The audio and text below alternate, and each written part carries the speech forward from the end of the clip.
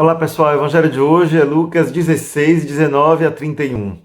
É um evangelho muito conhecido nosso, nos fala da história do rico e de Lázaro, o pobre que estava à sua porta e não podia sequer comer as migalhas que caíam da sua mesa e os cães ainda vinham lamber as suas feridas.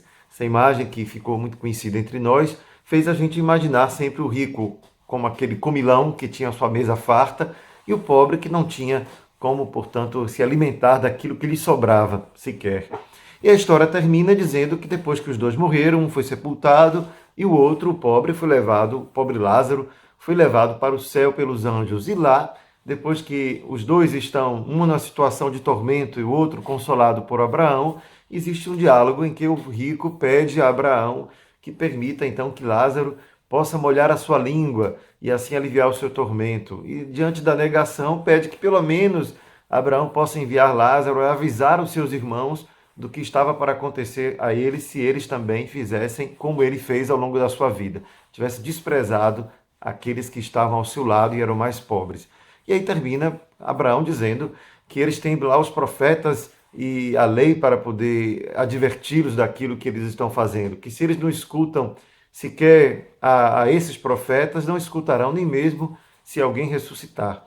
E aí faz uma rápida alusão àquilo que depois os cristãos também vão anunciar, né? Que Cristo ressuscitou, e mesmo o anúncio de alguém que ressuscitou fez com que o coração dos fariseus e daqueles que conheciam a lei se convertessem. Bom, essa é a história rapidamente contada que vocês vão ler lá em Lucas 16, de 19 a 31. Mas o Evangelho pode nos trazer algumas reflexões. Acho que a primeira que a gente precisa colocar na cabeça é que esse texto é uma parábola.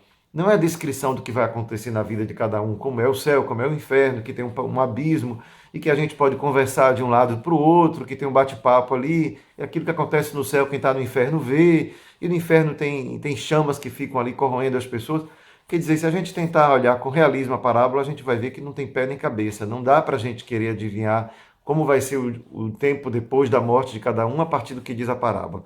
A parábola tem um objetivo e a gente vai tentar entender então qual é esse objetivo. Bom, uma coisa interessante a ver é que o rico não tem nome, enquanto que o Lázaro, que é o pobre, tem.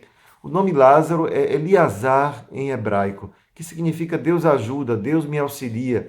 E assim a gente já vê que existe já no nome do pobre e daquele que não tem nome uma intenção do narrador. A segunda coisa a perceber é que não é a primeira vez que no mundo antigo se conta uma parábola assim, onde um rico despreza o pobre ao longo de sua vida e depois da sua morte a situação se inverte.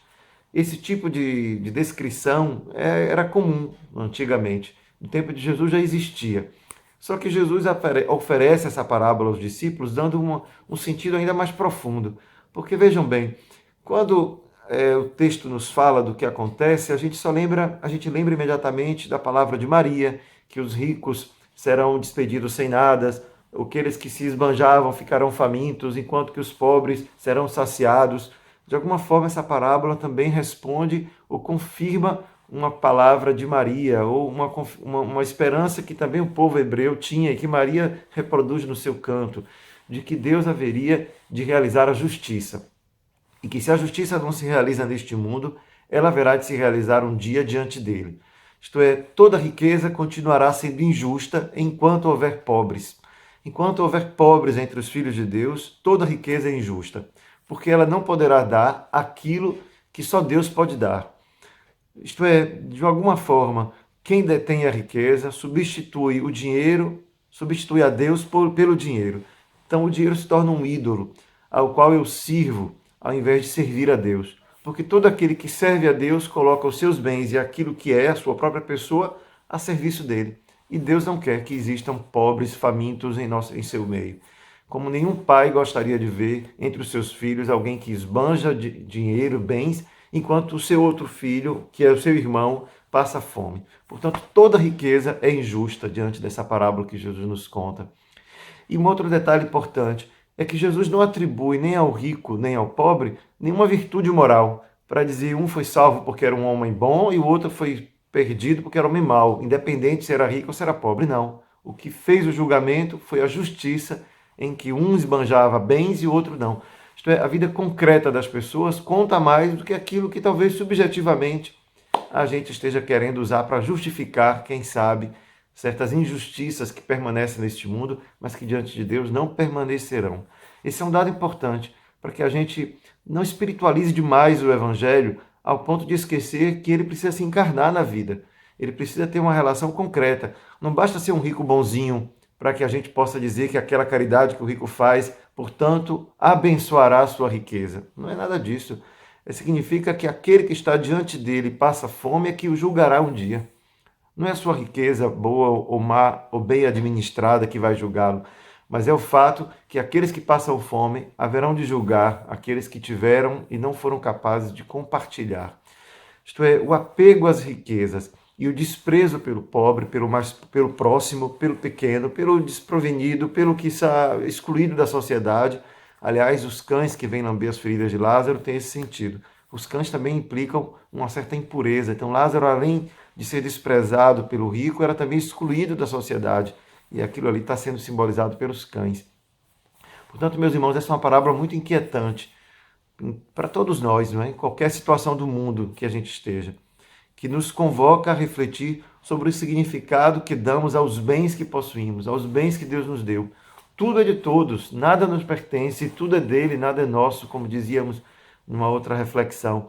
Para dizer assim, não podemos admitir que possa existir entre nós quem passe fome e necessidade, se em minha casa sobra.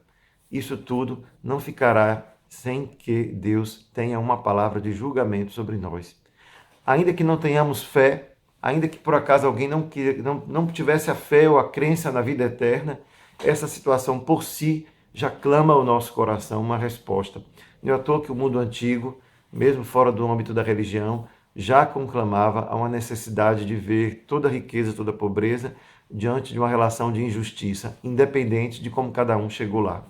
Isso significa que não é a virtude moral, não é a minha capacidade virtuosa que vai me julgar diante de Deus, mas vai ser o como eu fui capaz de fazer a justiça prevalecer neste mundo, de maneira a permitir que a ninguém falte o necessário e que tudo que sobra em mim é de fato algo que me condena.